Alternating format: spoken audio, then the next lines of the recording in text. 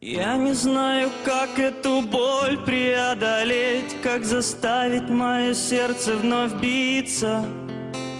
Куда ушла любовь, так и не дав нам улететь, не удосужившись даже проститься. Далеко, далеко, в дальние страны. Далеко, далеко я уеду лечить свои раны. Ты, наверное, спросишь, мама, почему я так плачу в последнее время? Откуда женское белье в моем шкафу? Тебе придется поверить, придется поверить. Все решено, мама, я гей, папа, я гей.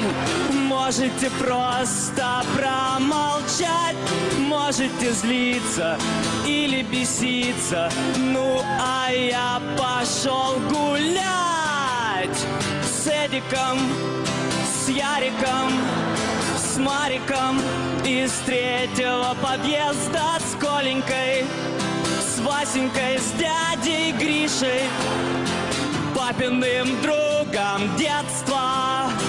Детство, детство, с папиным другом детства. Детство, детство. Мы сидели дома с моим другом Ромой, пили виски с колой, запивая ромом. Я уже был голый, он разделся скромно, достал свой огромный, но он мне не лезет в горло. Гей, порно, гей, порно.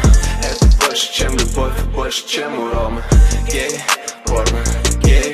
порно, мне не надо ничего, только член в жопу.